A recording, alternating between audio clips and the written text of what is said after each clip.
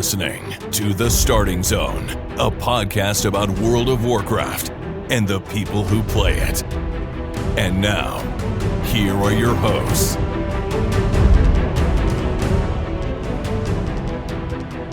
Well, hello and welcome to The Starting Zone, the podcast about World of Warcraft, the people who play it. Today is May 10th, 2022, and my name is Spencer Downey. Thank you so much for listening and subscribing to the podcast. I'm joined today, as always, by my co-host, Jason Lucas. Jason, how are you doing this fine Tuesday?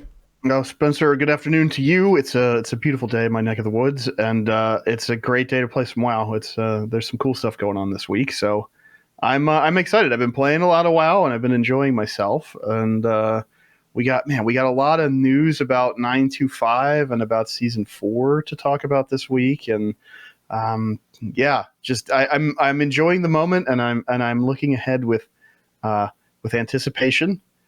And it feels good, man. I wasn't in that space for a really long time. So, I crossed a bunch of thresholds this week. I crossed a bunch of stuff off the list, and now it's like, well, do I add more stuff to the list, or do I ramp down a little bit? So we'll see. I don't know. I don't actually know the answer right now. I've started kind of poking around looking for stuff to do, but I don't know if it's going to be a ramp down or what. Yeah, I ran into that. I was there, 4 weeks ago, where I was saying, hey, I finished the thing I was trying to do, which was get my my IO up high enough that I had all the 20s unlocked and had all the teleports unlocked and had the, mount and had the 278 conduits and unlocked all that stuff. What's my next project, right? And I'd sort of determined that my next project was getting all those covenants maxed out. So I'm still on the journey of that, of basically doing mission table and doing my sort of daily loop that I do to try and gain anima, to then transfer anima to other covenants, to upgrade things in other covenants. That's still sort of the loop that I'm doing, the covenant shuffle, as I think what I refer to it as. So that's a fun thing to do, and that's sort of still my ongoing project. Outside of that, it's prog for raid, my friend. That is the other thing that is going on for me. We killed Anduin this past week on Mythic and went to Dreadlords. Nice. Excellent. We then killed Dreadlords and went to Rygallon. Nice. So it's been a very productive raid week. This past good. week. That's really good. We actually got a 2 chest for our vaults. Is the perk from that, right? Once you get 8, yeah. So it's the magic number. Well, it's the 2 chest of killing Anduin. Since we extend, we killed Anduin and Dreadlords in the same week, so you get 1 vault, which was kind of cool. Okay. Yeah, you know what I mean. Kill 2 bosses, get one vault. So that was Versus a unique thing. Kill 1 or 0 bosses and get no vault. No vault. Yeah. So that was exciting. I'm hoping some people got some juicy pieces out of that. Anduin was going to die no matter what. Anduin, we had a very low wipes on going into last week. Killed him on Tuesday. Felt really good. Dreadlords took us 2 days, which was surprising, I think, for a lot of people, because Dreadlords is a boss that can die between 40 to 60 pulls on average, and we killed it in 51 or something. So we're like right smack dab in the middle of that. Right. But it's a fight that seems very, very simple on the sort of on the sort of top-down view of it, of going, this is why it only takes 40 to 60 pulls, is because you basically just dodge the green stuff on the ground, don't spread the circles around, and the boss falls over. But when you sort of get into it and are doing it, well, and you also have to do the mind control phase really, really effectively. But when you get into the nitty-gritty of it, what I found is actually the entire part that's going to really mess you up on that fight is management of space in the room. Throughout that fight on Mythic, the fear puddles that are put down never go away. The sleep puddles, that are put down never go away. So you have to really have people baiting into good spots, dropping those puddles into good space, and not having that random puddle that drops in the middle of the room or, ahead of the melee or whatever it is, because they wander around in that area, and it means that you've now essentially turned the room into like a Pac-Man mouth, or into like some sort of, wave kind of situation where you are getting, their range are getting pushed into the melee circle. Like, you just don't have a lot of distance between you and the melee, and that just creates more issues. So it was interesting to me. That fight felt very claustrophobic. It was one of those fights where I was like, okay, this is kind of an interesting fight to heal. It's a neat fight to heal. There's a lot of damage that happens. There's different damage phases. It wasn't that hard to optimize out healing for it. But the hardest part of it was just feeling trapped very regularly, feeling like, oh, someone just baited a circle. That circle is baited ahead of me, which means that I now have this really small little gap I have to try and travel through. But on the other side of that gap is people with green circles. So if I try and run through that gap, I'm going to steal their green circle and I'm going to get disoriented and I'm going to walk into a sleep cloud. Like that's what's going to end up happening. So it was a tricky fight to get down, and I didn't like it. I actually really disliked that fight. That was probably the fight I liked the least out of this entire raid was probably Dreadlords. Not for the mind control stuff. A lot of people don't like it for the mind control stuff. For me, it was because the room felt very claustrophobic on Mythic, which I really disliked. I like feeling like I can have my space to move around, and feeling like I'm walking on a tightrope all the time isn't a great fight for me. Anyways, from that on to Ryglan. I mean, I agree with you. We did Lords of Dread Heroic Prog this week, and it was actually fine. We didn't spend like a lot of wipes on it. Because we kind of went to Ryglan after Anduin for whatever reason. People just wanted to see it, and the Ryglan nerfs were not like mega intense, but it was enough to give us a little cushion, especially with a big group, to just direct traffic and make sure that we could clear debuffs. So we killed Ryglan without really too much grief last week. We re-cleared up through Anduin and then went on to there. We downed Ryglan, I believe, on Wednesday. And then we had like a little bit of time for some Lords of Dread, but not a whole lot. And then we ended up killing it on Sunday. And it's just a straight up execution fight. It is really hard with a bigger group. I had 22 in there. And it's, other teams on our server, we don't have a lot of raid groups, but, they've killed it with like 14 people or something. And it must be a completely different fight, because I'm used to running with 25 plus, and it's like, it's a huge room that you fight them in, but you can only use a little bit of it at a time, and you have to constantly shift around. People need to get out of each other's way and direct traffic, kind of create lanes for people to move through. And I don't know. There's just something about that fight that I really dislike. The tank mechanic is really hectic and punishing if you do it wrong. So tanks are really sort of like disengaged from their typical kind of shot calling role, because you have to pay so much attention to your own positioning, your tank partner's position, the boss is facing, who needs to taunt when, and where you're putting them, and where the sleep clouds are going, and where the green slimes are coming from, and all of that stuff. It's really hard to be like, okay, the ad's out, okay, do swap to the ad, whatever, okay, this is coming up, do this. And people I think tend to rely on tanks to call stuff like that out, so that makes it tough. And I think the Among Us phase is just not fun. Like we sort of stopped having problems with it by and large. We learned it kind of on normal, and people figured out whatever they needed to figure out. Right. But it's so disruptive, and it's so anti like typical WoW gameplay. Every raid tier seems to have that gimmicky fight, like Fate Scribe, for example. I think last tier would be the example where you have to do something really weird, and if you don't do it right, you die. And I just don't like that stuff. It never clicks with me. The fun payoff of doing the weird thing is never worth the disruption to me. Like I want to just push my buttons and fight the boss until we win. Lords is probably my least favorite fight in here. I don't think it's awful, but it's really not.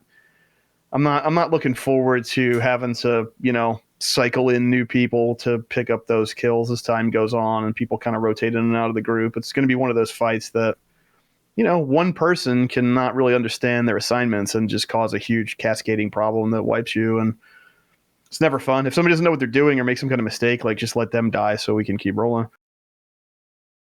I tend to like those odd sort of mechanics when they're more baked into the fight than here's an intermission phase. I find the intermission phases, as you said, tend to be something that don't really sing to being as fun. Whereas when an interesting mechanic like that is baked into the entire fight, it tends to be a more interesting thing. They've put a lot of time into recognizing, hey, this is something that may or may not be fun. We're not sure, but we're only going to expose it to them for 30 seconds. So it's not like it's the whole fight. Whereas when it's the whole fight, it's like, okay, this has to be fun. Like this is the entire fight. Right. So whatever we're doing, we have to be sure that this is actually engaging and fun to do and is something you can do. So I feel like sometimes that strange stuff works better in those situations. And then we often end up in something like, hey, it's an underwater boss, right? That's the fun gimmick is you actually can move in 3D space, right? Like that's their, as opposed to being something that's really intense for 30 seconds, it's something that's a little bit more mild, but is Yeah. still kind of cool in its own way, right? Or like you could concentrate it where it's like, okay, if you need to have two players click this orb before the fight starts and they get a buff that lets them see the demons or whatever, and then you can kind of funnel it into people that you can rely on to do mechanics well. And then I think people who have a knack for that stuff tend to like the responsibility or like they have some kind of confidence or expertise in doing that kind of stuff, and then it makes the whole group have more fun. So right. the random element on a big group just is weird. So yeah, I'm with you on Lords. It's okay, but overall, I mean, I think this is a great raid, but I think that's pretty clearly my least favorite fight. Yeah, it's odd to me that it's ended up on so many people's lists for different reasons there, but for me it just the room felt too tight and it felt too much like you get trapped too easily. And I mean, a lot of that's execution and where you're placing things and how good your team is doing it. And there's ways around doing that, but when it's a 40 pull boss, it's like, no, the likelihood that you're going to be able to optimize this to the point where it feels good all the time is very low. If it's a 120 pull boss, then you are going to hit that point where everything is going to be very optimal by the time you actually kill the boss and it feels good. But this is a boss that people are just going to brute force going forward. Like, you're just not going to really see it be a struggle. They're going to throw the nerf bat at it, and it's going to be something that people can knock over easy, and Gear is going to just push through. And then Rygolon is just like a beast of a fight. Holy man, is it ever a beast of a fight. So we've been working on that. Like I said, it could go down today or tomorrow. It's one of those tricky things with Rygolon in general, because it's just an AB fight, which means there's no ramp. It doesn't get harder towards the end. There's no, it literally is do phase 1, do phase 2, do phase 1, do phase 2, back and forth. And so if you can do phase 1 and you can do phase 2, you've seen the entire fight. Right. So you just need to kill him before you run out of time at that point. Exactly. And, yeah. So we've done phase 1, we've done phase 2, and we almost got into phase 2 again, which means that we are at that point where, yes, we just need a little bit more optimization. The biggest issue we're struggling with right now is just people getting to their circles in time on the floor. That's the biggest thing that's a problem. Yep. Is I think that's the hardest part on any difficulty, probably, because it's just so chaotic. It is. We always kill them in melee, because that's where they just consistently are. People have a weak aura that assigns them left and right, so it's really clear which one you're doing. And for some reason, that's just the biggest struggle in the world. Yeah. Yep. So people have a hard time seeing them. People stumble into them and pop them, and then somebody doesn't have them. Yep. Yeah. It's it's just the thing that everybody's going to focus in on the whole time, and that goes for normal and up, really. I mean, normal is forgiving. Heroic, the timer is pretty forgiving now, but still, if you don't do it right, then you are going to die. Yeah. Anything else you want to mention about this past week in World of Warcraft? Yeah, a little bit. So Raid was actually really good. We made up for last week's no prog with 2 prog bosses and a look at Mythic Vigilant Guardian, which I got to say is really fun. I kind of like the vibe of that fight a lot more than on normal and heroic, because the boss comes out of the wall, you fight the boss the whole time, you get to blow the boss up with the cores from the defense matrix things, and so that was cool. I mean, we got it to about 39% or something before the wheels came off on our best pull, and we only had a little bit of time to look at it, so I think we'll work on that. It should be probably easier to get that going than Heroic Jailer. So yeah, really, really good week of raid, actually, despite, I mean, obviously Sunday was Mother's Day, we have scheduled raids on Sunday, had a bit of a lighter crew, and we're missing some key people, but I ended up doing a lot of keystones just because people wanted to run them, and I had some time to do so. Right. And it wasn't even really like an easy or great week to do it with Fort, Necro, and whatever the other thing was. It doesn't matter because it was a Fort and Necro. Spiteful. Yeah, Spiteful is the ads. Yeah, so I got a bunch of stuff in. I got up over 2,800 rating. I got my miss rating up over 300, so I don't have to get any more rating out of there. Nice. I still don't have a scale, unfortunately. I did DOS, I think, twice. But yeah, really, really good week for that stuff. And I even did like Mists of Tyrannosaith. I did Spires of Ascension, like all the keys that you don't really want to do on Fort Spiteful week because they're so obnoxious. But we just did them anyway, and it was fine. I mean, I think even like 19s, 20s are feeling pretty good for core Mythic Plus runners at this point, which is awesome. Like it's just, I think it's a really fun game mode, and the rewards are really cool. So that's been great. I finished up 4-piece and double legendary on all 6 tank classes. Oh my goodness. Yes, and wow. The DK and the DH I never even took into LFR. Just doing Sandworn relics, doing the chest every day. There's like 4 or 5 rares that drop them guaranteed, but they're not all up every day. You get obviously from the world boss and from the patterns weekly. yeah, just targeting those pieces. I mean, I think I did LFR once in the Druid and a few times each on the Monk and the Paladin. And the Sandborn stuff is item level equivalent with the LFR drops or better. So it's way more conducive for me running multiple tunes like that to just do that loop on a consistent basis. Right. So that was really fun. I mean, the bonuses are really cool to play with. They feel great. And I feel like I can bring those characters to any kind of, item level appropriate stuff. If we end up doing, alt normal or whatever, maybe even a little bit of alt heroic or something silly like that, doing, mid-range keys, like they're ready to go. And, throughout the rest of the expansion, really, we know those bonuses are going to carry forward into season 4. So that's really fun. And I finished up the Necrolord and Venthyr campaigns, which I thought were great. I thought they were the two better campaigns. The Necrolord one, I think, is just straight up the best quest campaign. Really good storytelling that really ties Shadowlands together from, the intro and first patch to 9.1 into 9.2. It kind of plants all the seeds that kind of pay off later. I almost feel like everybody should have to do like that. Should have been part of the main questing experience or something, because it's so intrinsic to at least Castle Nathria and Sanctum of Domination. And then there's like a little hints of Sepulchre even in that quest line. So that was really fun. I mean, I wanted to get that stuff done on those tunes. Like I did it on my DK and my DH because those were the covenants that I was going on them. Once patch comes out, I'll be able to easily get to Renown 60 with the vendor item on all those tunes, and then I'll have all the soul binds unlocked and all that stuff. And yeah, really great. Plus, all the Mog unlocks from doing the campaign questing, and the plate Necrolord Mog is just gorgeous. It's like the perfect Death Knight armor, and it looks great on like any race character, and just really good stuff. I was really surprised. I was surprised at how compelling I found the experience of doing that stuff, because it seemed like a chore at the outset. But then I got into it and I was like, this is actually really awesome. So, but that brings me to the point now where it's like, okay, well, the alts are kind of just done unless it's time to start doing like alt normal rating or whatever. So what do I do? And I've been messing around with the mage a tiny bit. Like I have no intention of playing the mage at,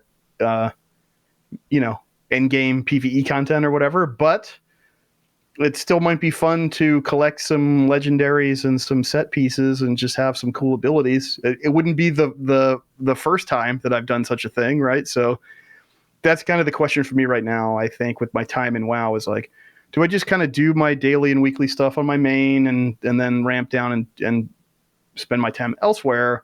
Or do I start ramping up the classes that can't tank and just kind of broaden my horizons a tiny bit? And I don't know the answer right now. At the moment, I feel a bit compelled to get the mage up there, but well, Jason, I don't know what's going to happen. If you're wanting to get that mage geared up and you're wanting to do a 4-set, then you're probably going to be using the Creation Catalyst. And there was a little sneak that happened today that no one announced yet. I don't even think Wowhead's onto it yet. I haven't seen it anywhere. I saw this in my own game UI, and that was it. This is fresh for people because it's super sneaky, and we'll see if anyone's caught on to it. But Jason, what's the thing about Catalyst right now?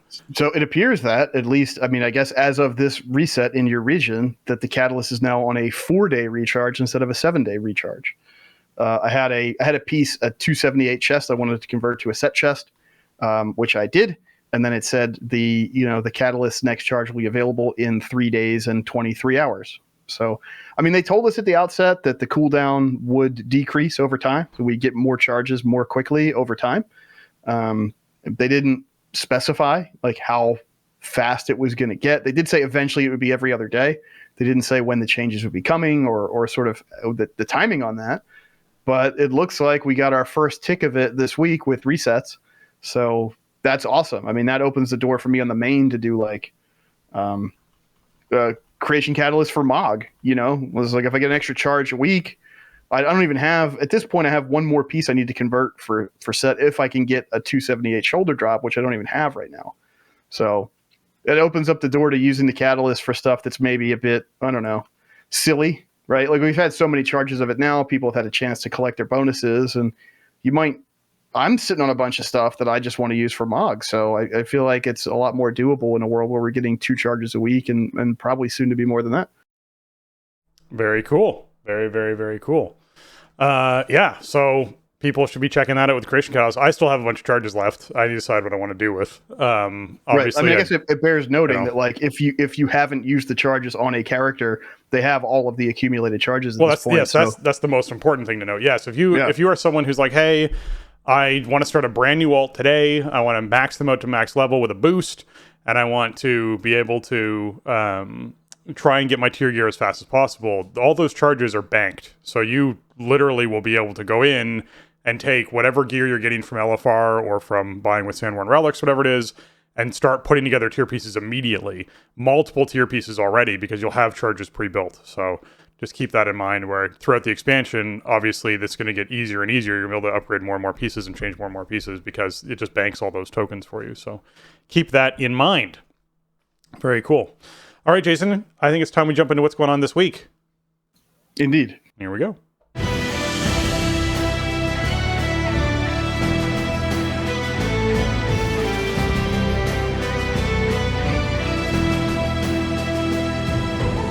All right, this week in World of Warcraft is the Pet Battle bonus event, meaning the Sign of the Critter buff is up, increasing your experience gained from PvP pet battles just pet battles in general by 200%. And there's a quest to win 5 PvP pet battles, which rewards an Ultimate Pet Battle Training Stone, which instantly trains any pet to level 25. And a super unexciting week. I think for the pet battlers out there, this is always great to see. It's nice when it lines up with Squirt Week back inside Warlords of Draenor, and you can get even crazier, huge buffs to experience and leveling up pets. That's always really nice. I don't know if this one overlaps with Squirt this week. I don't think it does. I think the previous one did. But in general, it's not the most exciting event for a lot of people. This is one of those events that I wish overlapped with other events. I wish this was it's Pet Battle bonus event and Time Walking Week for X Dungeon, and you're like, great, that's perfect. That's what I want to see. Yeah, or I mean, it's just a week. You don't have to worry about the weekly event if you're not into pets. There's that too. There's that too. Time you don't have to spend. Yeah, I don't know. It is one of the. I think time walking should be like on the Brawl schedule. There should always be a time walking event up. And I mean, every expansion we get another one, right? And we already have a lot, and it's never going to stop, right? They're not going to just not do a time walking thing. So yeah, that feels like it should be a weekly rotation at this point, and then you can sprinkle in these other things, but. I mean, this is not something I'll be participating in. It's cool if you're into pets, and I mean, there's a lot of new pets in this patch, right? Especially with Protoform and all that. So, if you have stuff you need to level up, this is a great way to do it. Yeah. Outside of that, this week is I guess to start off, what you should do on your reset is go out and get your patterns within patterns quest inside Zereth Mortis. But before you do that, you want to head to your major city, turn on war mode. Come back to Oribos and pick up the A New Deal quest. This is the weekly war mode quest for Zereth Mortis. You get credit from opening chests, killing rares, killing mobs, towards getting 150 of these little essences that you loot. Once you've looted that 150, you can turn this in. Turning it in gets you one of the new PvP trinkets. That's our conquest-based trinket, so it actually saves you a bunch of conquests if you're interested in that, and some of these trinkets are just good for alts. But on top of that, it also gives you 35% towards the Patterns Within Patterns quest. So you basically pick up this A New Deal quest with war mode on, head into Zereth Mortis, pick up the Patterns Within Patterns quest, kill the world boss, that's worth 20%.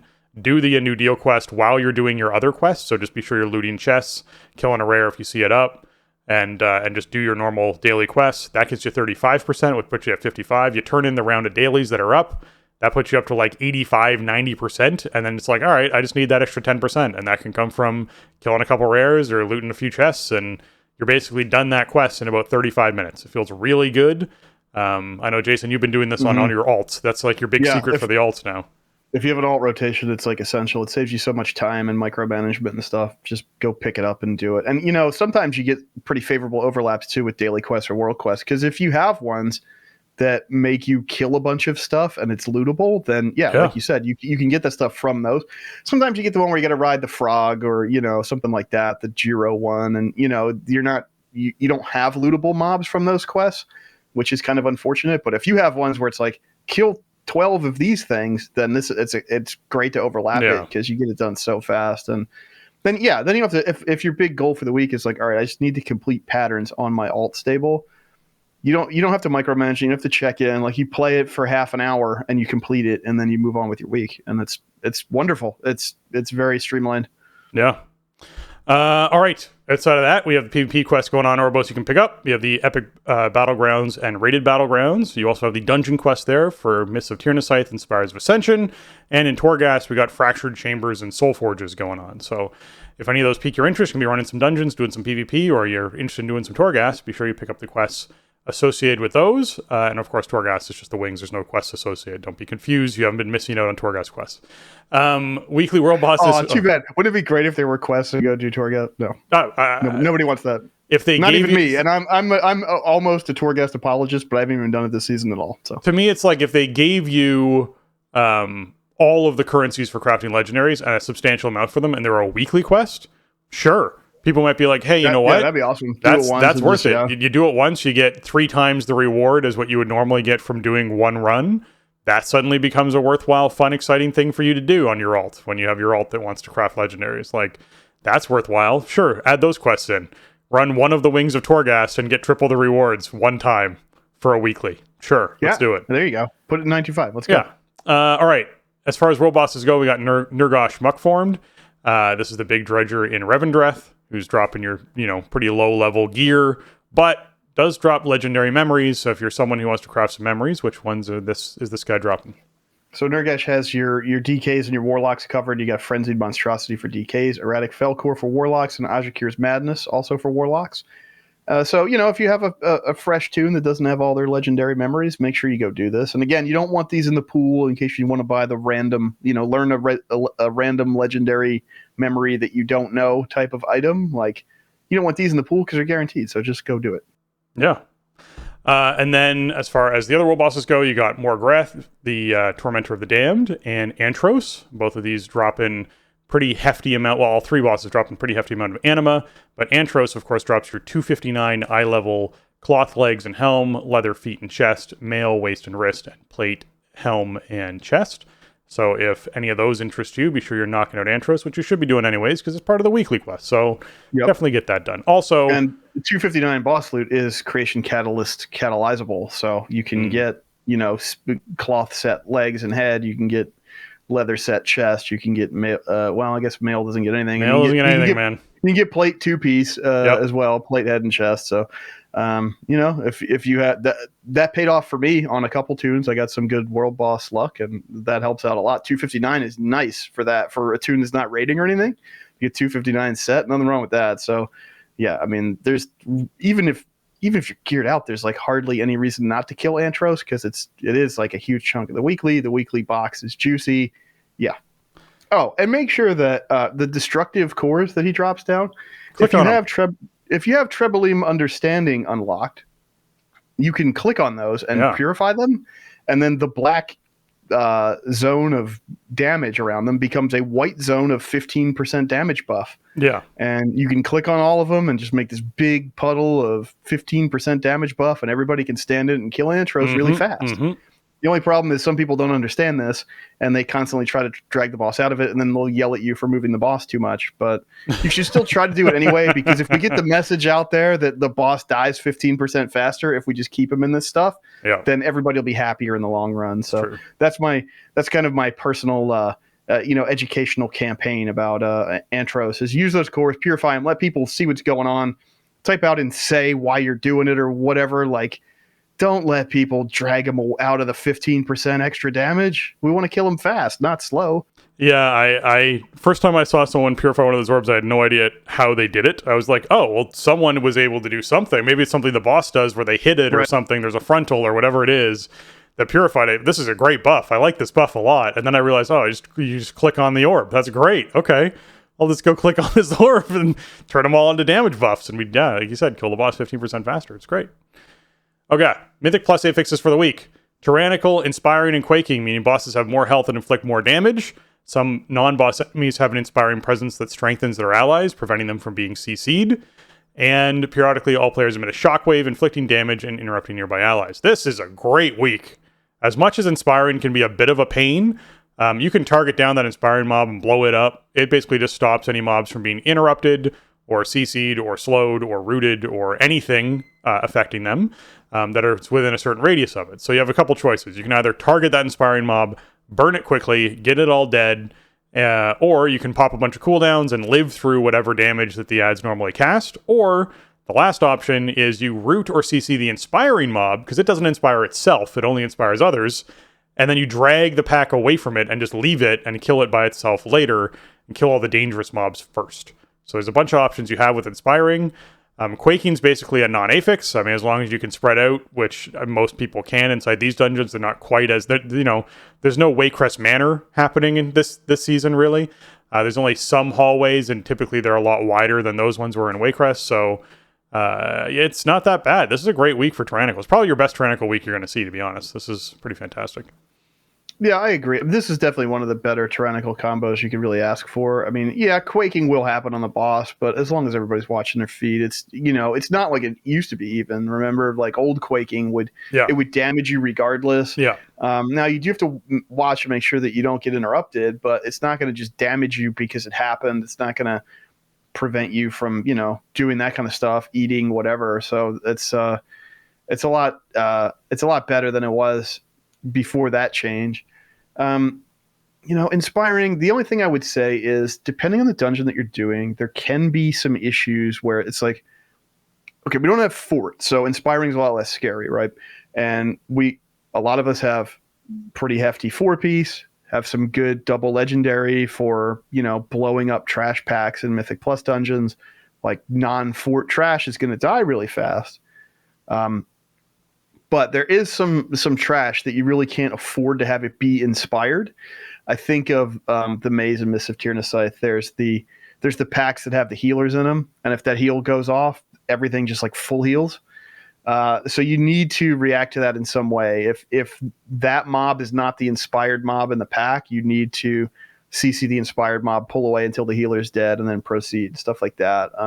There's not too many other examples I can really think of in this pool. Although I honestly don't know the Tazavesh wings very well in an inspiring context, so I'm not sure if there's any bad overlaps in there. But, the bottom line is you have to respect inspiring. It's just in many situations you should be able to power through it this week, which is awesome. The cool thing about inspiring is, like you said, I mean, there's so much counterplay. You have so many options, regarding how to handle it, how to solve the puzzle of the inspired mob. So just do whatever you think is appropriate. It's just your dungeon knowledge is really going to pay off this week, because if you see that thing that has the inspired buff from another mob and it's going to heal all of its friends, or it's going to heal itself to full over and over again, then you need to come up with a game plan. You probably don't want to just power through that pack. But other than that, I mean, that's the only thing that kind of enters my mind when I think about, potential challenges for this week. I think overall this is a great week to pick up some Tyrannical rating and get some keys done. So yeah, I'm looking forward to it. I think it's going to feel really good. I mean, even on like Fort 20s and stuff, like my group tends to just load up hero for bosses anyway.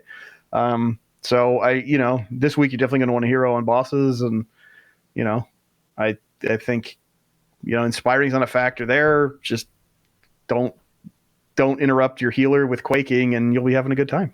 Yeah, and don't get your Convoke interrupted with quaking. That's the other thing that really sucks when that happens. So don't do that. That'll just make you feel bad. I mean, with Unity now, it's half the time, so it's harder to get interrupted. It used to be that you'd be casting Convoke, and you'd have to wait for quaking to happen and then do it just to guarantee, because Convoke took long enough to cast, so that could be a danger.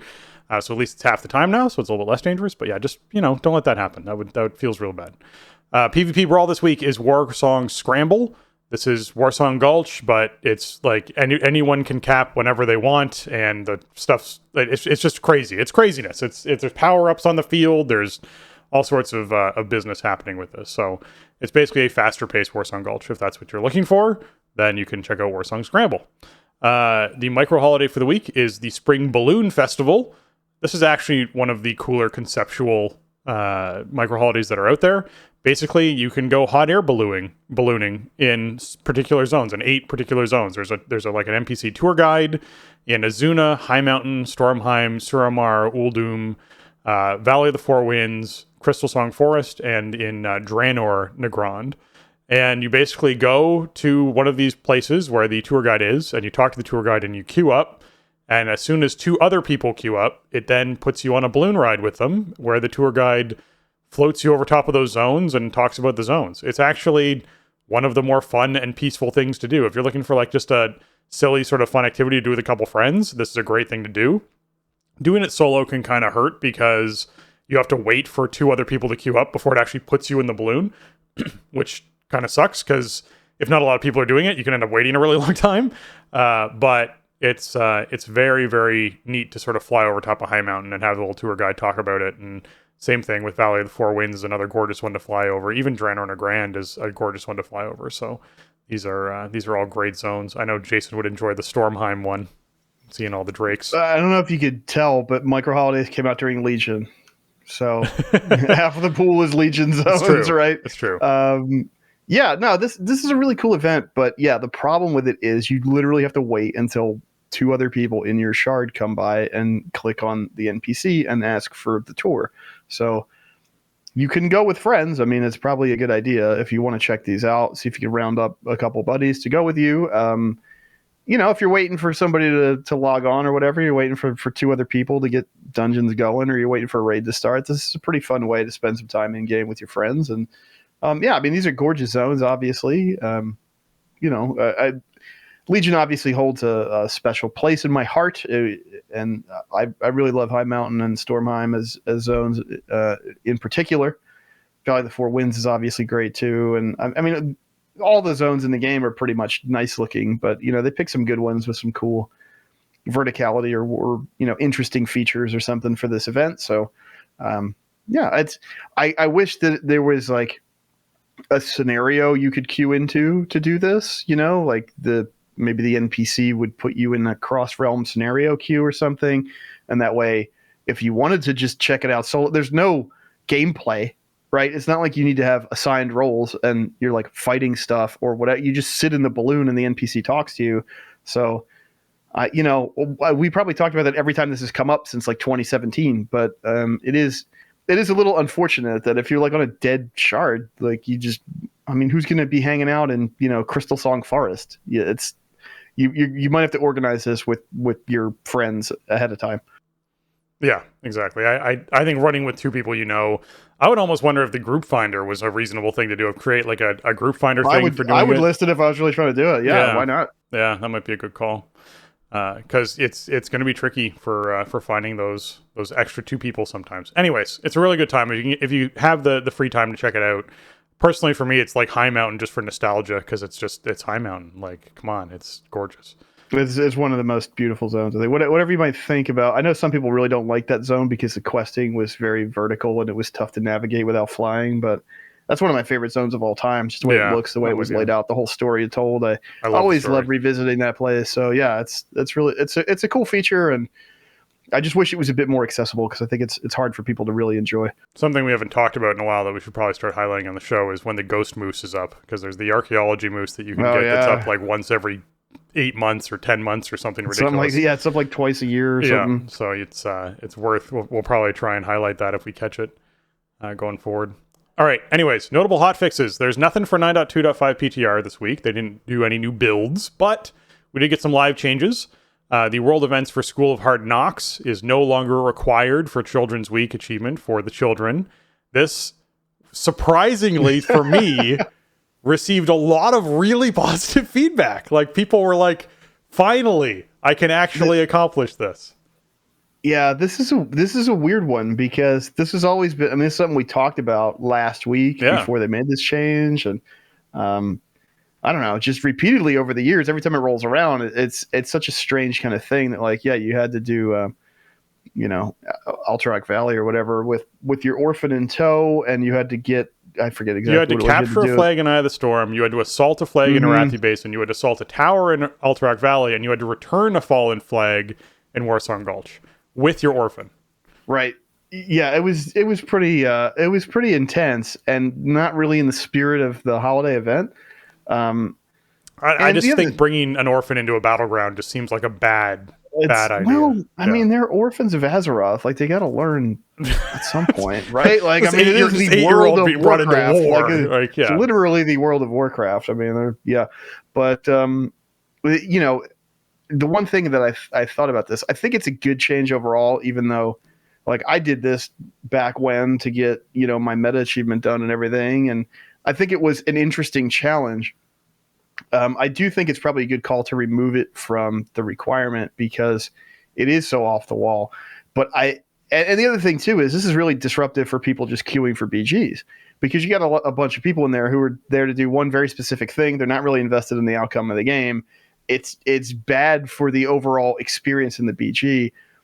It kind of makes me wish that there was like a Children's Week only brawl where you like queue in with your orphan and then you fight with like the foam swords or something. Like, I don't know. I love this idea. I feel like they could take this concept and like dress it up a little bit in the modern game, use some of the tech that they have now. I love this idea. Yeah, like instead of just removing it, but I think obviously it takes a lot of work, right? You got to build that, you got to QA, you got to make sure it functions. I want them to take like the vehicles from Ulduar and shrink them down and have the little like people be able to drive tonks. Like tonk driving things that you can drive and fight each other with. Like, yeah, I totally want that. Maybe someday there'll be a rework and they'll reintroduce some kind of PvP element to Children's Week. But, I mean, this is the thing that people had asked for a really long time. And I do think it had just bad knock-on effects for the game overall. So I'm surprised they removed it, honestly, like with very little fanfare and just not a hotfix. Like, this is something that had been a bone of contention for a long time between,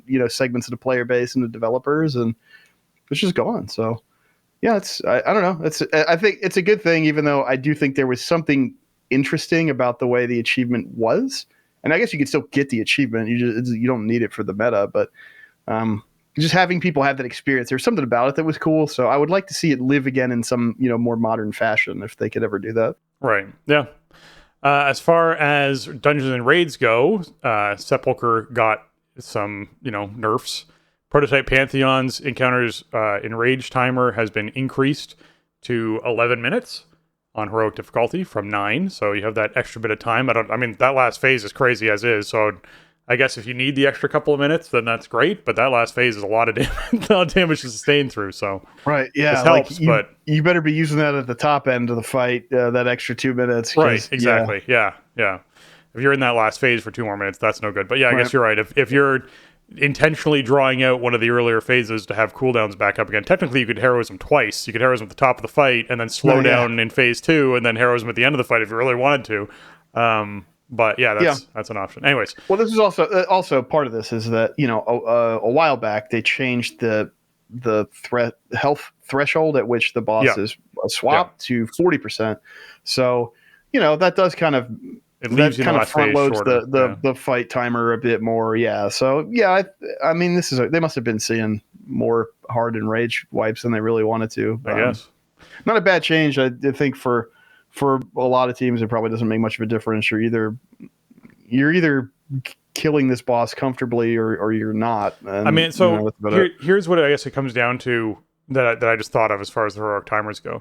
The entire goal. So why are there enraged timers? Period. Right. Well, it's so that the fight can't go on forever with 3 people still alive defeating a boss.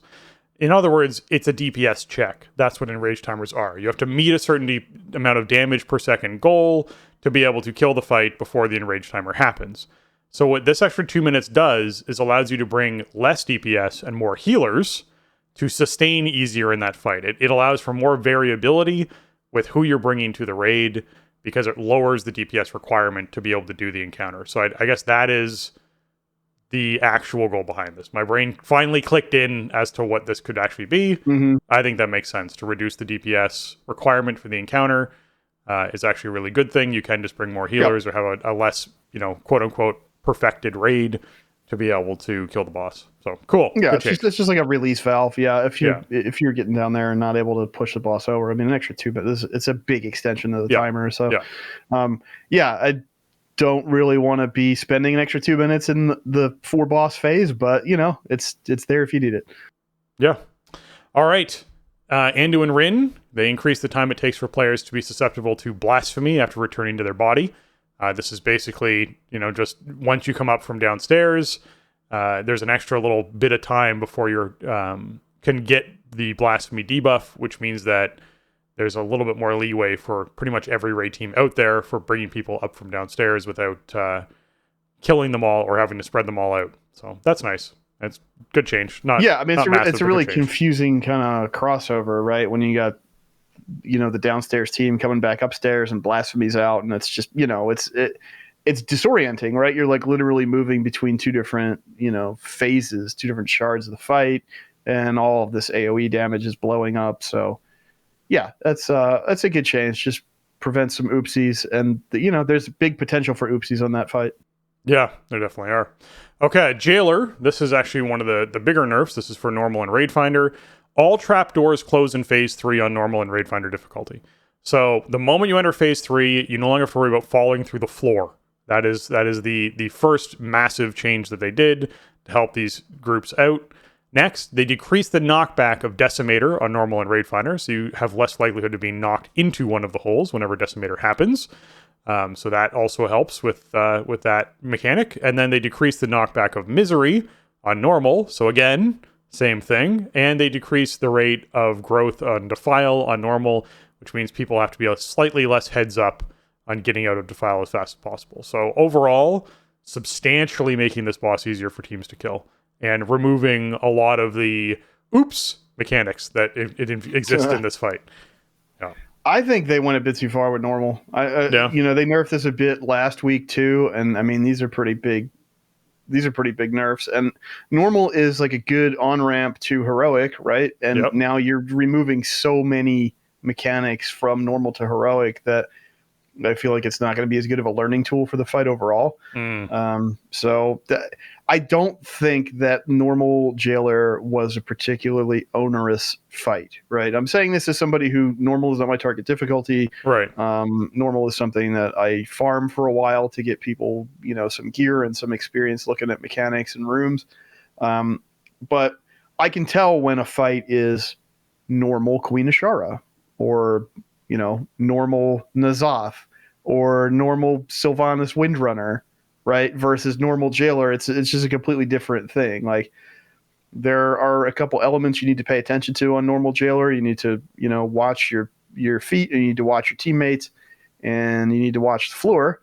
And that's about it. I feel like having no trapdoors up for a third of the fight and, reducing the knockbacks and, making Defile grow slower. It's just, I feel like it's going a little too far to where the fight isn't really punishing you for making mistakes. You do need to have consequence. It's the final boss of the raid, even if it is normal difficulty, right? Like it needs to have some consequences. It needs to have some challenges for you to overcome, I feel like. And I thought the fight was already pretty accessible and easy. My first reaction to doing it on normal was like, okay, this is actually like the best normal boss I've done in a long time. Like normal teams should be good here.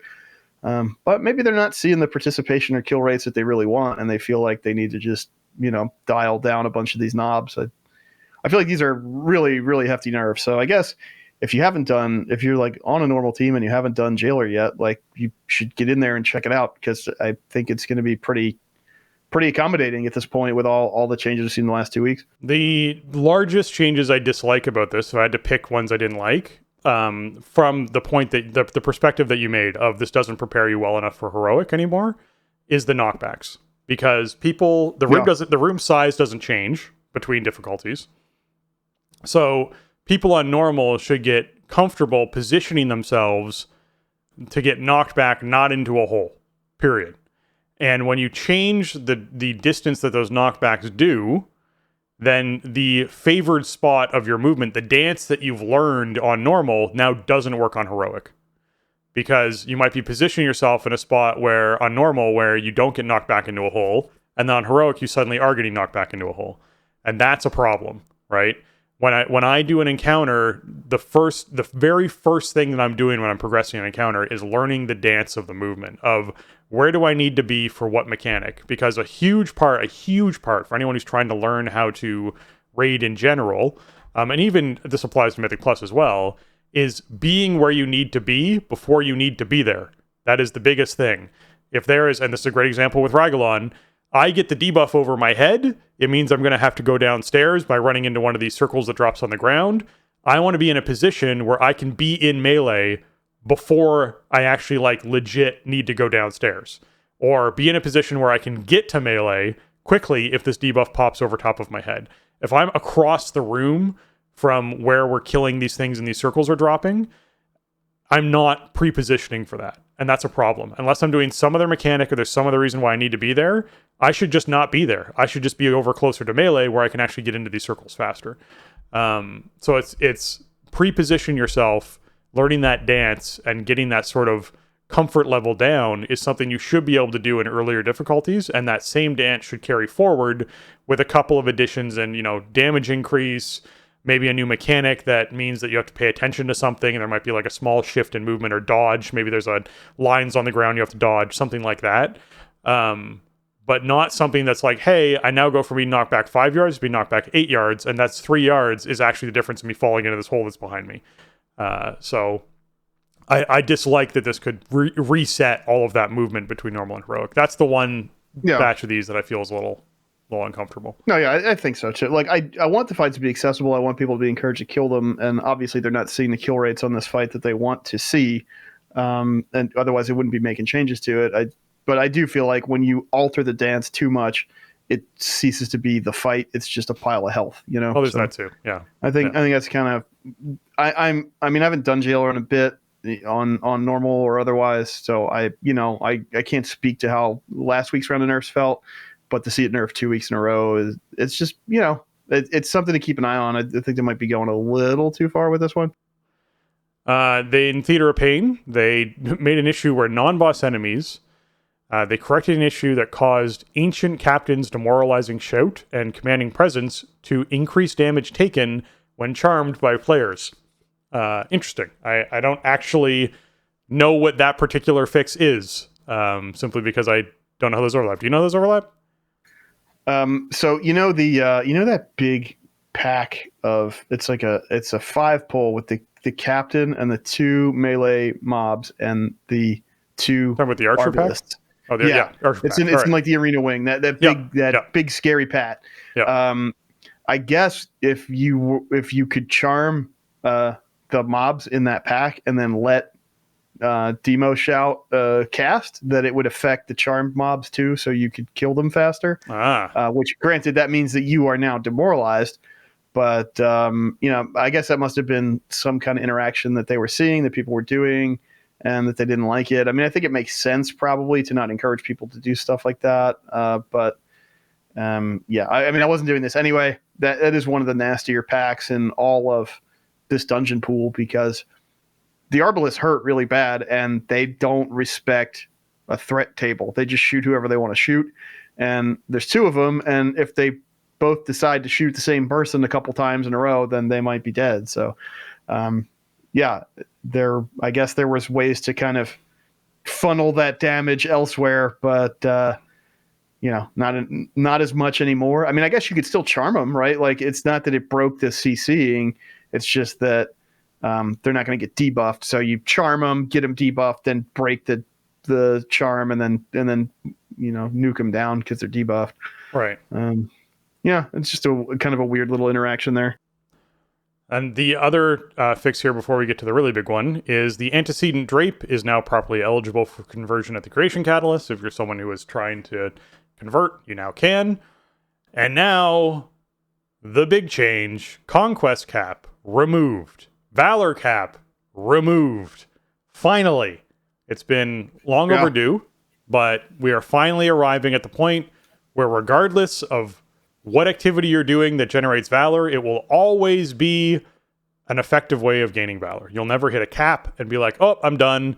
I did my 4 dungeons and that put me at cap, so my only motivation for doing the other 4 is to get the extra slot inside my vault and potentially some really rare drop out of something, the 1 piece of gear, 2 pieces of gear you might need from those 4 dungeons. It now also gives you Valor all the way through. You can now run dungeons all day long if you want to and gain a ton of Valor and upgrade all that gear. You can have a fresh character, and you can take that brand new character and run them through Mythic Plus over and over and over again and always come out of it with more Valor and always be able to upgrade pieces. And if you are doing Mythic Plus where other people are earning actual IO rating and you're getting that bonus Valor, you'll be able to upgrade gear very quickly. This is fantastic. It's about time. I'm super excited. This is a huge quality of life improvement. So big deal.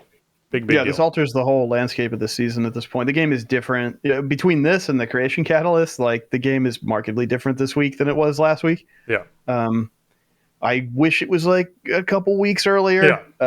But that's kind of been the running theme of season 4 for me. I think everything was just about 2 weeks too late for my personal preference. Agreed. I'm not really against them having caps on stuff like this because it can be really punishing. Like what they always try to avoid with this game is people who could just dump unlimited time into the game, zooming way ahead of the entire rest of the field and everybody else just getting left behind. They hate that. And I don't think that that's unreasonable. I think they should hate that. And I don't mind having a cap for, a month or 6 weeks or something like that. But after a while, it's like, okay, the people that were going to zoom have zoomed pretty far and everybody else is now just inconvenienced. Like you're no longer keeping people within this power band. You're just inconveniencing the people you were trying to help. So yeah, it's I don't think caps are like an inherently terrible thing at the outset of a season, but they, maybe have them scale up a little bit, like every 3 weeks, increase them by 50% or something, or just they did raise the conquest cap mid-season at one point. They didn't change the Valor cap, but you don't have to worry about it. I do have a couple pieces of gear that I'm looking to upgrade that I don't have the Valor for, and under the traditional cap system, I wouldn't even be able to do this week, but now like I can grab some more and maybe shave some time down off of that, and it feels really good. I mean, I think one of the big successes of Shadowlands from a PvE perspective, this has been the Mythic Plus rating system and the Valor upgrade system, and one of the only drawbacks is like when the cap is in place, it can feel really punishing to look at a bag full of loot that you wish was at your preferred item level, like the highest item level that you've earned, and you just can't get it there. Your only choice is to wait. It feels even worse doing stuff, getting halfway through upgrading an item, and then a better item drops from your vault, and now you feel like you've quote unquote wasted Valor on that item. Yeah, when you have this limited resource. I've done that quite a few times this season because of Creation Catalyst, upgrades and bumping a thing to 272 and converting it, and then a 278 piece drops in the same slot that then gets converted the next week. Like that is definitely a pitfall this season and will be next season as well. But yeah, I mean, and I imagine that the cap will be reinstated at the beginning of season 4. But I mean, I don't know. This is all kind of sour grapes at this point for me because I love the change. I've been looking for. I knew it was going to happen, obviously, and I've been looking forward to it for a while. And I'm ready to get out there and get some Valor. I got some like side grades I want to dump Valor into. I could do that now. Before it was like, is it really worth this week's allotment of Valor on this item that like just switches some secondaries around? Right. And the answer to that is like probably not. But now it doesn't matter. If you have the items, you can just put the time in and put the work in and upgrade them to where you want them to be. So yeah, it's great. It's awesome. Get out there, do some dungeons and do some PvP and upgrade your stuff. Yeah. Okay. The last thing that we want to cover on today's show is a fairly large blog post. Now, a whole bunch of blogs. I don't know if anyone's been watching Wowhead or if someone's been talking about it with you around the community, but in case they haven't, we basically got a fairly large developer update from Scarizard, specifically about raid rewards and the experimentation they want to do in Season 4. Now, it's worth noting right off the bat that something Jason's been predicting for a while is that they admit inside this is Season 4 is not going to start with the launch of 9.2.5. So the likelihood of seeing Season 4 come out right at 9.2.5 is pretty unlikely. It's going to be uncoupled. So we're probably going to see 9.2.5 first, and then at some point during that, get Season 4. And part of what goes to this is them openly saying Season 4 is going to be like the shortest season we're going to see, which is part of why they want to experiment with it. It's going to be this condensed period of time. It's going to be a shorter run time than the other seasons. So they want to play around with it and have fun with it and see what they can do with it. So what's exciting about it? All right, here's the fun part.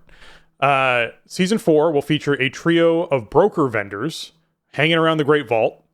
Each broker vendor will have essentially a raid that is assigned to. So consider your like token vendor stuff, early expansion for inside of your Covenant halls, right? You could go and each of them had a raid difficulty. In this case, it's each a different raid. So one will be assigned to Castle Nathria, one broker is assigned to Sanctum of Domination, one's assigned to Sepulchre of the First Ones. And essentially, you can go to these vendors and they're going to sell trinkets, weapons, and other special items from their respective raid. Each of those items will have the same price, a single puzzling cartel dinar, and essentially you can get these 3 puzzling dinars for the entire season. You'll be able to get 3 of these puzzling dinars throughout the entire season, and you spend them to buy the piece of gear you particularly want. Now, you might be going, why exactly would I... Obviously, this is really attractive, but also, why exactly is that such a needed thing? Why are they putting these vendors in? Right now, it looks like raids are going to be on a weekly sort of rotation. So each week, you're going to have, let's say week 1, you have access to Castle Nathria. Week 2, it then rotates and you have access to Sanctum. Week 3, it then rotates and you have access to Sepulchre. And then it rotates and you have access to Nathria. And so if you can only see Nathria once every 3 weeks, then there might be a trinket or something out of there you really want. And you can't get it unless it happens to drop for you during the week that it happens to be the dungeon that you're raiding, right? So this helps resolve some of those issues. People are able to go, take these puzzling dinars, buy the piece of gear they really want, and ensure that they can get it. So if you really want, Sylvanas daggers as a rogue, you can go and buy Sylvanas daggers as a rogue, would be the concept towards this, right? If you really want that particular trinket from this particular raid, you can go and buy that particular trinket from this particular raid and guarantee that you are able to acquire that item. Okay, Jason, to acquire these, how do you acquire these dinars, it says? So this is actually pretty cool. To acquire them, you get a quest when you enter a Shadowlands raid after Season 4 begins. You get a 3-part quest line, and they require you to kill a certain number of unique fated bosses while the Season 4 raid affix is active. So, in other words, whatever raid is up for rotation that week, you go in there and kill the bosses there. You get the first one when you kill 30 unique bosses. So in other words, killing a boss once within that reset on any difficulty. You can't kill Terragru 4 times and have that count towards the 30. It counts once. So just keep that in mind.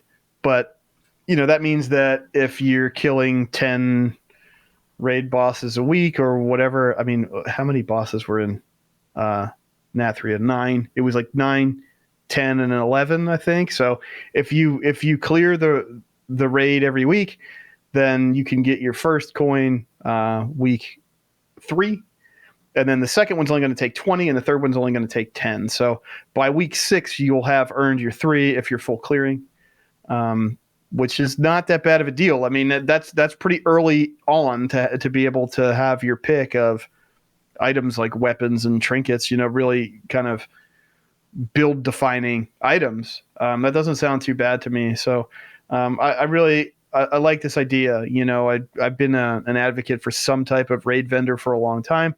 Obviously, I had my struggles last year with particular raid loot I really wanted that I never saw, despite putting in 20 plus weeks of gameplay into it. So obviously it's not this doesn't entirely replace gearing. It's not like every piece of gear is available via these vendors, but you could pick out a couple really nice pieces at max item level and just have them, and you're going to get them, and it pays off that repeated investment in the game, coming back week after week and killing bosses with your raid team. Like, I always love stuff like that.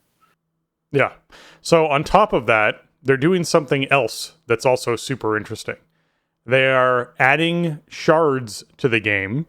And what shards basically do is when you kill bosses on heroic, so I'll read their bit because it's great, which is in Season 4, killing bosses on heroic or mythic difficulty will drop a shard of an upgrade item.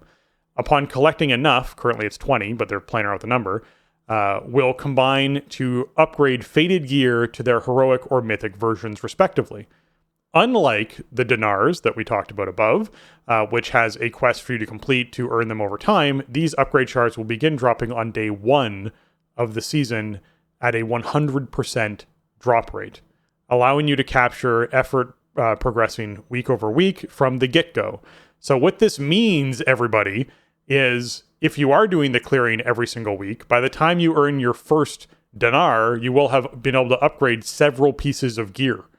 Pretty crazy, pretty exciting overall. And this means that, hey, if you're someone who has heroic chess piece and wants to make it a mythic chess piece, you can kill 20 bosses, take this, shards, combine them together, and then upgrade your chess piece to Mythic from Heroic, just straight up. That is amazing. Yeah. It makes it always worth running every boss. Every boss you can be in on, this is suddenly worthwhile. You're gaining value every time you play the game and you do a raid. Huge. Yeah, this is not entirely unlike the Valor upgrade system just applied to raid gear. It's a similar type of idea, right? It's just it all comes specifically from killing bosses, or I guess from great vault rewards too. But yeah, I mean, this is kind of stuff. I mean, both of these two things that we're talking about here at the top of this post about having vendors where you could target like really specific and powerful raid gear based on, repeated participation in the raid, and being able to carry a drop forward from, a lower difficulty to a higher difficulty as you progress through a season. That stuff has always been on my wouldn't it be cool if kind of list. This is the kind of stuff that there's like late night voice chat sessions about like, man, why can't we just do something like this? Or you have that like repeated disappointment of missing drops or whatever, or you're keeping raids on the schedule to keep the team busy and people are getting bored, and it seems like there's not there's no concrete reward or real payoff for continued participation. It's like this kind of stuff really it takes that down a notch. Like there's more payoff for participating in the raid on a repeated basis, similar to how the dungeon system works now. So I think that's, I love to see this stuff come in. Well, it's also more benefit to running it on other difficulties. A great example is right now there's a ring that drops off of Anduin that's for priests only. Only priests can loot this ring. It's very good for priests, which makes sense because he's a priest boss, so cool. Right. And right now, getting that ring on Raid Finder or normal or whatever it is, not super attractive to people who have mythic rings. However, with a system like this, you would potentially want to run Anduin on LFR, normal, heroic, because if that trinket or that ring or that weapon or whatever it is amazing for you. Another great example, jailer weapons, right? Amazing weapons for players. You could essentially get these upgrade things to drop, get an LFR version, and then just start upgrading it. Just keep pumping it up upgrade-wise once you get a version. Similar, as you said, to the dungeon stuff of, you know what, I got my IQD, but I got it on a +7. And it's going to take me a while to upgrade it all the way to max level, but at least I have it and I can upgrade it, right? Similar thing. You get the drop, even if it's a lower item level, you're able to then pump it up and get it up to where you want it to be. So super exciting. Really love this change. It also encourages people just to run the older run the content on lower difficulties, which is great. I'm excited for that. And it's really cool too. A team like mine, we tend to have a little cup of coffee in Mythic, right? As we sort of move through a tier. If I can keep a roster together, we'll kill 2 or 3 Mythic bosses or whatever. Usually don't get too much farther than that. Sometimes we get 5, whatever. But not like cutting edge. But we'll kill some Mythic bosses. Now, with this system in place, when we kill Mythic bosses, we'll get Mythic shards. We might be able to get Mythic shards from other sources. Skarzard says it might be possible. Maybe they're considering it. Maybe have it be like a vault reward or something. So you could get that really cool item from heroic, last boss or last 2 or 3 bosses or whatever that has that extra juice, and then farm up the shards and convert it into Mythic, and then get that really high level piece because you were dedicated to it. You put the time in, you worked with your team, you got the kills, and it paid off. I love that idea. I think that's really going to pay off for a lot of my raiders. It definitely is a big benefit to the way that I kind of play and approach the game. So I think these are great changes. I mean, one thing I would kind of say is that at the top, like you mentioned it, and it does say in the post that like they anticipate that season 4 is going to be shorter duration. Yeah.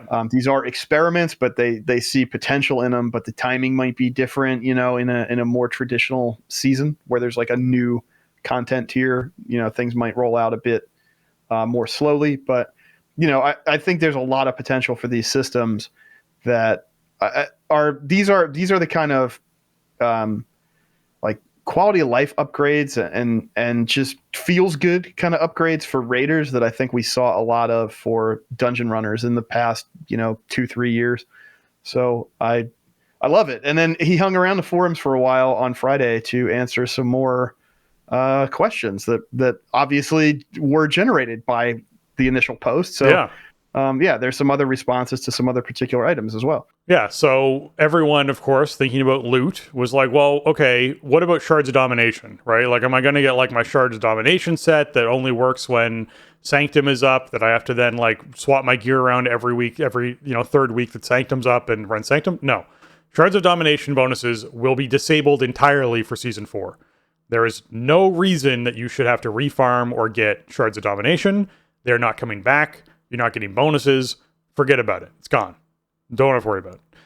On top of that, they're like, all right, well, what about tier sets, right? Like, are tier sets going to work everywhere? Are tier sets going to be something that they're adding, tier sets into? Like, are they taking out Shards of Domination chess pieces and putting in tier chess pieces? Like, what are they doing inside these other raids?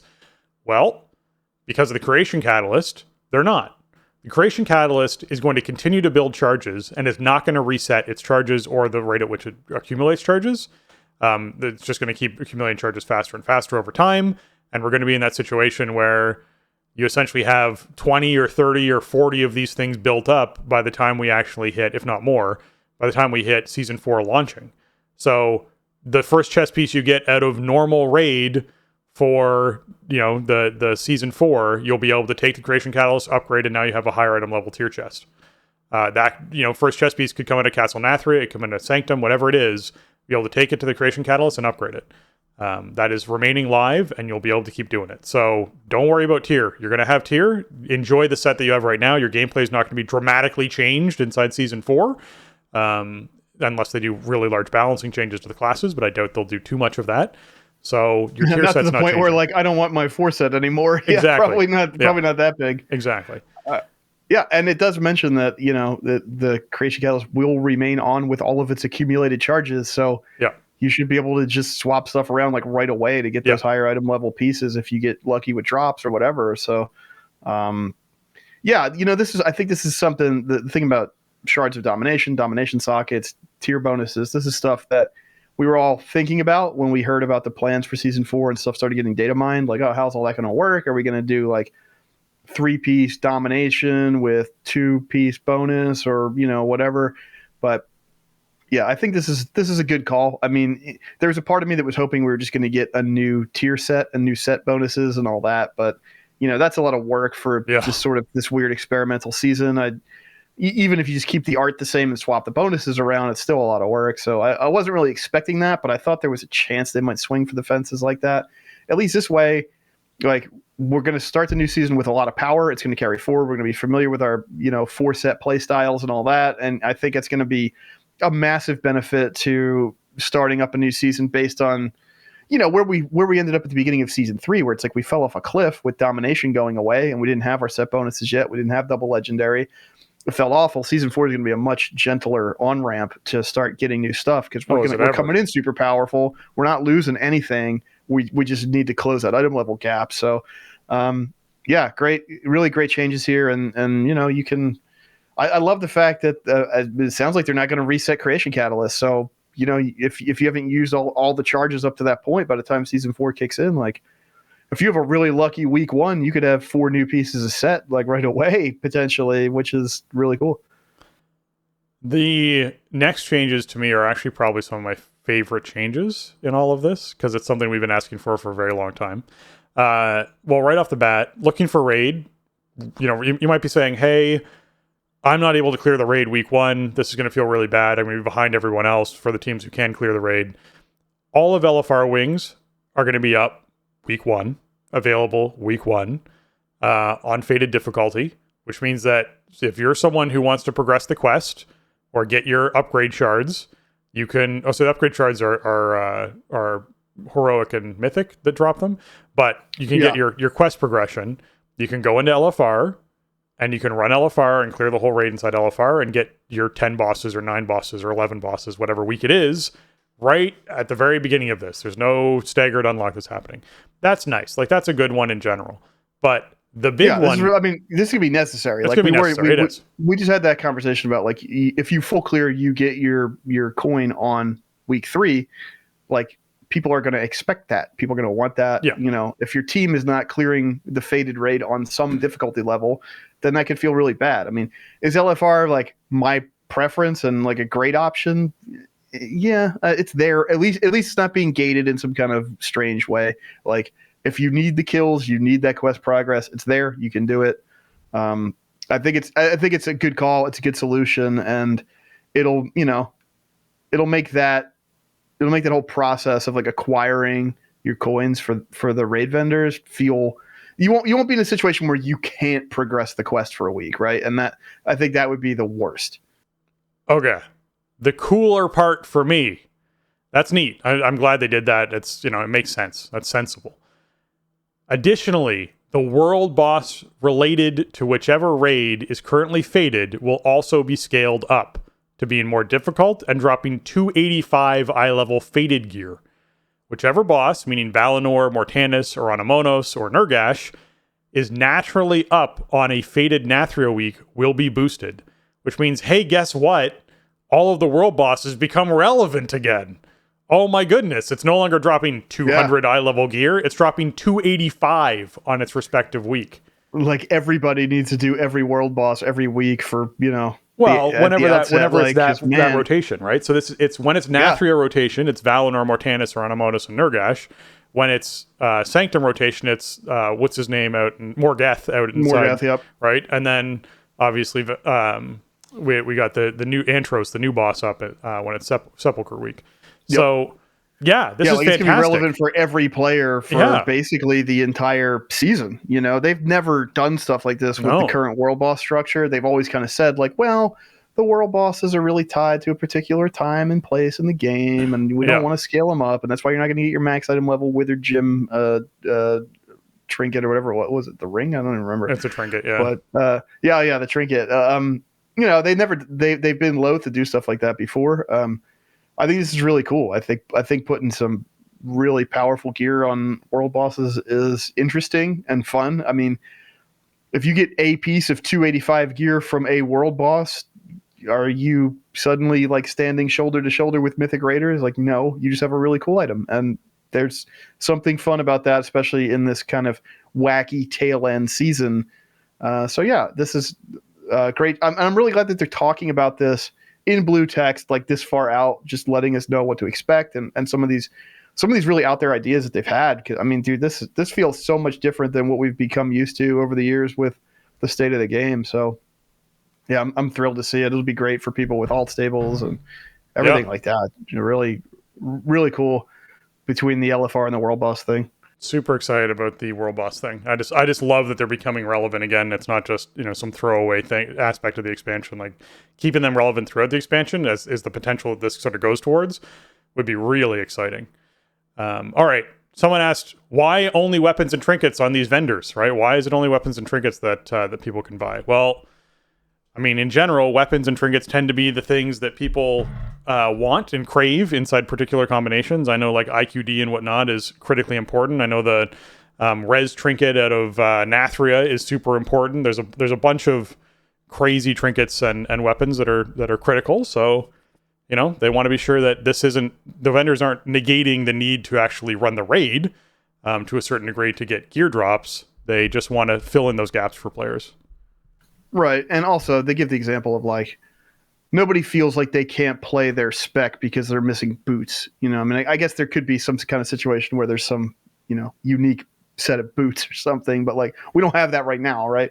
Like if you're missing Edge of Night, then you're not having fun on your rogue, right? The Sylvanas dagger. So, I'm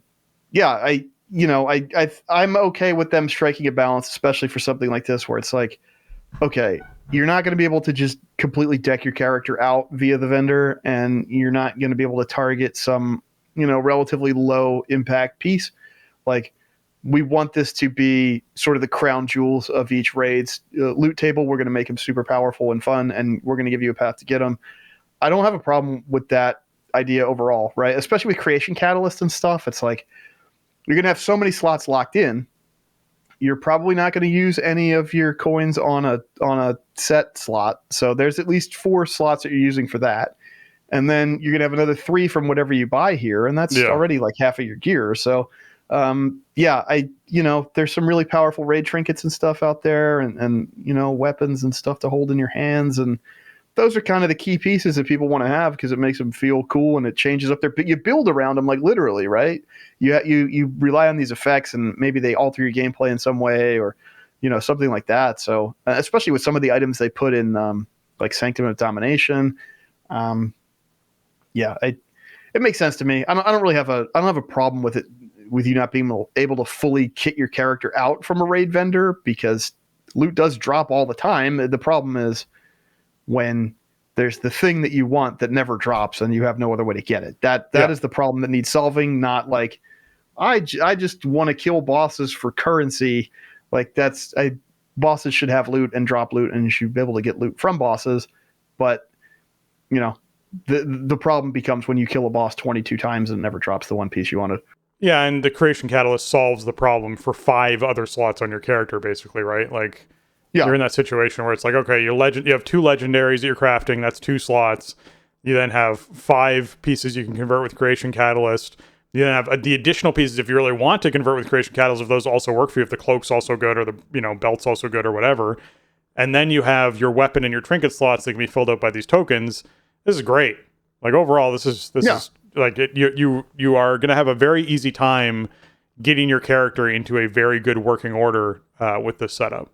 Now, one of the other questions someone asked about is Great Vault integration. Could you have it so that, like, if you get enough Great Vault tokens, you can then buy more dinars? Or if you get a bad Great Vault week, can you just get a dinar or something like that? I mean, right now they don't have any plans for doing that. I still feel like people are going to be able to get their upgrades as quickly as they need to get them. I think it's neat to add more to the Great Vault as far as stuff you can buy with the Great Vault coins, or even other systems for freezing an item in place, or whatever it is, re-rolling a slot. Like, all those things to me are really exciting, neat, interesting ideas. They aren't ones they're looking at implementing right now, so we're not going to see that right now. They also talk about if you have a heroic item, it will take an LFR or normal item and make it into heroic. Similarly, if you have a mythic upgrade item, you can take an LFR or normal or heroic, it'll transform it into mythic. So what they're really emphasizing here is how these shards are going to work. So if you earn a upgrade item from heroic, running heroic, you can then take a lower item level piece of gear and turn it into a heroic piece. So if you're someone who's like, hey, I want to specifically understand how these shards are going to work, how they're going to work is you get a piece of gear from LFR, and your team's currently clearing heroic, and you kill 20 bosses on heroic, and you get one of these upgrade items, and you're still wearing that LFR piece because it's that trinket or weapon or whatever it is that's your best in slot and great for you. You can then take this item and turn that piece into a heroic piece of loot. If you're running mythic regularly and clearing mythic regularly, killing mythic bosses, you can then take that LFR item and turn it into a mythic piece, or a normal piece to a mythic piece, or a heroic piece to a mythic piece. That's how the shards are currently designed. So you don't have to be in sequence. You don't have to you don't get one generic upgrade item that you can then use and use and use and use to upgrade per step, sort of like Valor. They're set this item to item level X. Think of like conduits. Set this conduit to this item level. It's that kind of concept that this is going to be versus being sort of a step-based upgrade system. So they clarified that as well for how those shards currently work. Yep. Now, the thing I want to emphasize the most is I love this kind of communication from devs. It's fantastic that we got this post. These were great questions from people who asked them. I'm glad Skarsgård had stuck around to actually answer these questions. Thank you very much for all of that. This is all still like design. This isn't fact. This isn't what it's going to look like. Yep. This isn't what it's going to be like. This is still in the works, them just sharing their ideas, sort of judging the feedback from players on what they might think about it, and maybe getting some suggestions from players as to how they could incorporate something else or improve something else. So again, thank you very much to the devs for sharing this information. Take all of it with a grain of salt because it could change to a certain degree. Just like how they say, currently this is 20. Currently this is, because they are still playing around with the numbers, right? We don't know where that's going to end up. It could end up being where they're like, hey, you know what? You earn an upgrade item for killing 8 bosses. We don't know. It could be anything. So maybe, we'll have to see where it lands. I mean, nothing's ever set in stone with this game, right? I mean, with a live service game like this, everything is malleable to a certain point. I do think it's kind of wise to have a bit of a higher barrier to that first coin and then kind of ramp down, because you are gonna see drops. Like, stuff is gonna drop, and you don't want to get your coins and spend them too early, because if you have more than like 3 items that you want to buy, right? Because what if you get one? Now you just wasted a coin that you can never replace. So having that, I think having to go 30 kills first, you have like 3 weeks to farm up some drops and just evaluate. Plus, with the upgrade items, like, okay, maybe you get that item that you wanted, but it's on a lower difficulty, but you're going to be doing heroic and mythic later on. Like, maybe you just wait, and just farm up some shards later on and upgrade it, and then you can shift a coin to something else. So I think that's a situation where having like some kind of time gate, if you will, actually makes sense, because you're kind of saving the player from a potentially, disappointing impulse decision. Well, if the goal is to help with bad luck protection of I can't get this drop, at least let the people have a chance to get the drop before they're protecting themselves, right? You need to experience some luck in one way or the other. Yeah. You have to have luck happen to you first, whether it's good or bad, before you can be protected from the bad. So exactly. Yeah, I think it's okay to have that kind of steep, ramp up and then slowly ramp down in terms of getting the other ones. And I love the fact that you could just go straight from any, lower level version to either heroic or mythic versions of it. Like, that's a great addition. That's not the kind of thing that we've seen before. It's been more incremental, where it's like, you have to go from one rank to the next. So, that could be more motivation for teams to run like lower difficulties or something, just to see particular drops and upgrade them later or something. I mean, not like it, obviously you just want the piece and you want it at the power level you want it at, but in the absence of that, it is fun to play the game with your friends and to kill bosses and feel like you got rewarded for it. So I think they're moving in some really cool directions with this stuff. And, we'll see exactly how it gets implemented, like where they land with this stuff. I mean, I don't think any of these items are going to be like really massively reworked or like not appearing in season 4, but yeah, some of the numbers we're talking about right now may be subject to change. And the other thing is, like, we'll probably have 925 pretty soon, right? It's now May 10th. I think we're probably about a month away from 925. We're seeing minimal updates to PTR, and that usually is a sign that patch is like, locked in or getting locked in. So I think we're not too far away from patch. But yeah, as you said, like, it was confirmed that season 4 is not going to launch when 925 launches. So I would imagine that season 4 will remain on PTR for testing and stuff. And so you may see some other updates to it until it's time for that to roll out, which I would think they'll probably hold off on until after the summer. Probably, yeah. I think it's probably a bad idea to do a season roll in the middle of the summer if you can possibly avoid it at this point, especially with no new content, right? Like, it's all the same raids and dungeons we've been doing or have done in the past.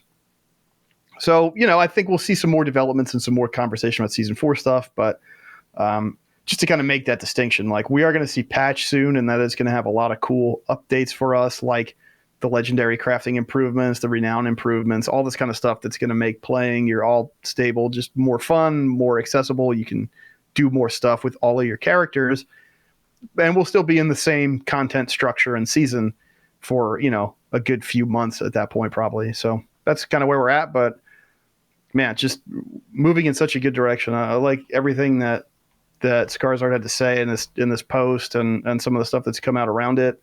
I think it's going to be fun. I love the fact that they're just trying something weird in WoW on live servers, like, for a couple months. Like, it's just going to be something that we've never really seen before. And I love it. Game is going to be 18 years old. Like, we need to shake it up and try some different stuff. And maybe this is a mess, and maybe it feels like crap to have to do like a different raid every week and whatever. And maybe it also feels bad to be revisiting these raids that we've been in for, a while now. Like, each raid kind of lived and died, and we're in the midst of Sepulchre, and then doing that for additional time. Like, I don't know. Is this going to make it feel better? Is it going to actually feel worse because of the rotation? Like, we'll only know once we've had a while to play it, and maybe it does turn out to be a big mess, but at least it's an interesting and exciting one. And I think that's better than just having season 3 go on for, 15 months or something. Well, what I'm excited about with this is, because of it being detached from 925 and because of it being talked about as a shorter schedule, it means that we're probably going to be looking at 4 months for season 4, something like that. That's what I would think. Yeah. I mean, they tend to say that they consider a season to be about 6 months, ideally, right? And so they kind of say that this will be a shorter season. If you line that up, that means that, season 3 started in about March, like early March. So maybe that means September-ish is season 4. And so maybe we're looking at, early 2023 for the season wrapping up and moving into 10.0 and beyond. So I just like the idea that season 4 being a shorter season means that we're probably going to be really accelerated. We've talked about, I mean, we have the classic, season challenge stuff that they've been doing, seasons of mastery. It's a similar kind of thing of we're going to accelerate everything, get stuff very quickly. It's going to be an exciting time. Like one of the most exciting things inside World of Warcraft for a lot of players is acquiring gear, acquiring power, getting powerful. This is going to be one of the fastest power spikes you're going to have seen in World of Warcraft. We are going to get so much gear so quickly, exactly the pieces we want, upgraded with Catalyst. Like you are going to feel powerful very, very quickly in this season, which I think is going to be very exciting for a lot of players. So even though it's going to be the same content, with the Faded Affix, and we can talk more about the Faded Affix on a later episode when they've sort of nailed it down a little bit more. Right now it's almost just like data mine stuff, so we'll see later on, but it's going to be a very similar content to what we've already done, which isn't going to be the most exciting thing in the world, but the power spikes are going to be so insane that I think that people are going to really enjoy it. So looking forward to that. The ramp should be really fun, and there's no drop off. That's the other big thing, because we've had that so much recently where you're just falling off a power cliff and then you got to climb back out of the gutter basically.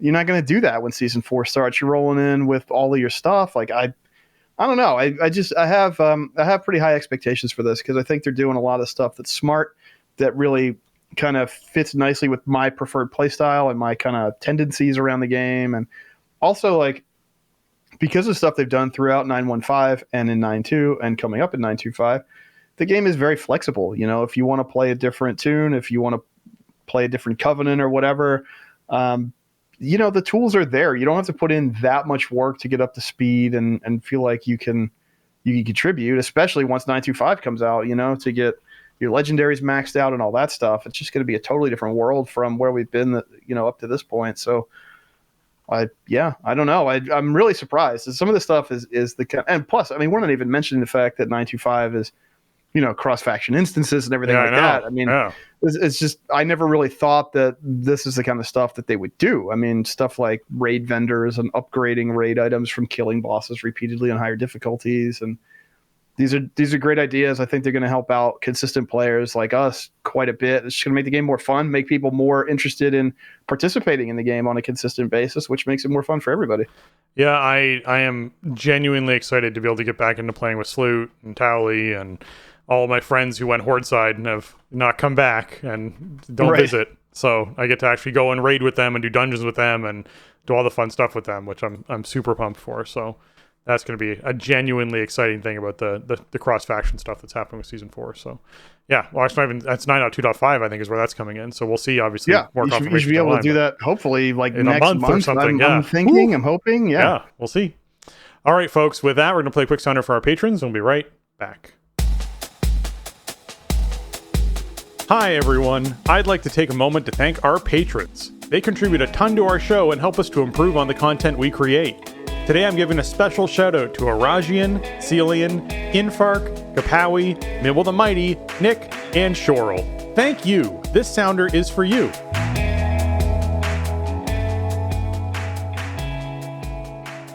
Yes, we have a Patreon. It's live over at patreon.com/thestartingzone. If you want to check out our Patreon, feel free to head on over there and support the show. It really helps pay for all of our sort of hosting for both the podcast as well as the upload stuff, as well as all of our design stuff and changes. It pays for a lot of things, a lot of technology that's required for recording. So we really appreciate all of our patrons, and a big shout out to our newest patrons, El Rathir and Zahar. Thank you so much for jumping in and supporting the show. We really appreciate it. We were going to do our patron call-in / Q&A episode last Friday, but we recognized that there were a bunch of patrons who couldn't really make it and really wanted to, and so we rescheduled it. It's going to be on the 20th of May, so if you're someone who wasn't able to make it, then I know actually a couple of people messaged me saying, oh, thank you. My raid team was running Legion Time Walking raid for Black Temple on that Friday, so I wasn't able to make it. And I was like, oh, that's awesome. So I'm glad that's the reason why you couldn't make it. That's a cool reason not to be able to make it. But yes, so yeah, it'll be Friday the 20th. We'll do it in the evening around 8 or 8:30 Eastern time. If you're someone who wants to submit questions for that, feel free to get some questions in. We've been seeing a lot of reactions to both 9.2.5 as well as a lot of the Dragonflight announcements. So if you have a question regarding those, we want to hear what your opinions are, what your takes are on Dragonflight, on 9.2.5, on basically what is the thing that you're looking forward to that's coming up in World of Warcraft. That's the thing that we want to know. Whether it's about something more immediate with Season 4, something even more immediate with cross-faction play, or it's a little bit farther out with Dragonflight. Let us know what you're looking forward to coming up in World of Warcraft. That's our question to you. And if you want to ask us questions, you can feel free to ask us whatever. You can submit those questions through Patreon or on our Discord, and you can find our Discord at thestartingzone.com/Discord. If you're a patron, we will get those onto our show, and it'll be great. And if you want to call in, you can do that too. We have, if you're a patron, you can see the waiting room channel in our Discord. You just pop in there on Friday night, and we will drag you down into our private record channel we have, and we will have a good chat with you, and you can ask us live on air, and it'll be fun. So hope to see you guys then. Thanks again to all of our patrons. Yeah, welcome aboard, new patrons, and thanks everybody for the support. And yeah, the reschedule was unfortunate, but I think it'll work out for the best. So we get more people participating, and just lines up better with stuff I have going on too. So next week from Friday, we'll talk to everybody about whatever is going on, and always exciting. And again, thanks everybody for the support and for helping us make the best show we possibly can. Yeah. If you've enjoyed this episode, consider heading on over to the Starting Zone over on your iTunes or Apple Podcast and leaving us a 5-star review. Unfortunately, that is like the prime place. So your iTunes, Apple Podcast. I know everyone dislikes making iTunes accounts. They really help out our show. They help boost us up those charts. They are still the metric at which everyone measures success when it comes to podcasting. Even though Spotify's growing and growing and growing, it doesn't have a rating system at all. So that's part of it. Anyways, they really help out our show, and we like reading them here on the show, and we don't have any right now, so feel free to submit one of those on your iTunes, Apple Podcast, and we'll read it here live on the show. That's going to wrap up episode 518 of The Starting Zone. If you want to check out show notes for this episode or leave us a comment on the show, you can head on over to thestartingzone.com, the official website for The Starting Zone podcast. If you want to contact the show and leave us your feedback or ask a question, you can email us at thestartingzone@gmail.com, or reach out to us on Twitter, or join our Discord, like I mentioned earlier, thestartingzone.com/Discord. And if you want to get your hands on some TSE gear, you can find that over at TeePublic. That's teepublic.com/stores/thestartingzone. And you can check out all the designs we have on there, and shirts and mugs and stickers and all sorts of fun stuff. And last little plug here I want to add too, we have a YouTube channel for The Starting Zone. The YouTube channel is basically the Twitch VODs. So when we record the show, we record it live on Twitch. You can find that over at twitch.tv/thestartingzone. And I then take those, I highlight them, I also put them out on YouTube. And so that's over at youtube.com/thestartingzone. So if you want to head on over there and subscribe, feel free to do that. If you want to head on over to Twitch and follow, you can feel free to do that. If you're someone who prefers the video format, we are still primarily a audio product. You aren't missing anything other than our faces when it comes to seeing the video product. So you can do that if you want. Anyways, Jason, where can folks find... Our video channels are still kind of little babies, though, because we did kind of rebrand. Mick kind of stopped doing the Spazbot thing, so we moved everything off of those channels. They are still relatively new channels, so follows and subscribes and stuff definitely help out. It does help out. Yeah. Even though we're not like video focused, it does help people find the show and check it out. So yeah, if you haven't, check it out, because we did just start those new video channels like last year. They're still little sprouts. Just we're trying to water them and watch them grow. If anyone's been really exploring, Starting Zone technically has a TikTok channel too, but there's nothing on it. It just exists. It's the placeholder. That is something that we might experiment with later on. So we will see. All right, Jason, where can folks find you on the internet? Best place to find me is over on Twitter. You can find me over there at Shieldwald. Always talking whatever I'm getting into around WoW and other stuff. And you can also find me streaming WoW Tuesdays, Wednesdays, and Sundays over on twitch.tv/Shieldwald. Usually get going around 7:30 Eastern and doing, raids and keystones, and usually hanging out for a little bit after that. So been fun getting back in the stream lately. I was gone for a really long time, but I've enjoyed being back for the last month or so. It's been great to see everybody, so stop on by. Great. If you're trying to find me, you can find me on Twitter at Spencer_Downey, over on Twitch at twitch.tv/SpencerHD. I have streamed every night of Raid, which is 4 nights a week, for the past week and a half. And I've also streamed Brev Night, which is on Fridays. So I've streamed 5 nights a week for the past week and a half. So if you haven't been heading over to Twitch, you've been missing out on some Mythic Prog. Obviously, the Anduin kill's in there. The Dreadlord's kill's in there. And then we're working on Raglan. Hopefully that kill gets in there soon. I've been making highlights of them too.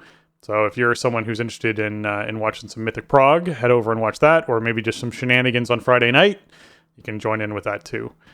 Jason, I think that's about it. So for Jason and myself, thanks for listening, and job's done.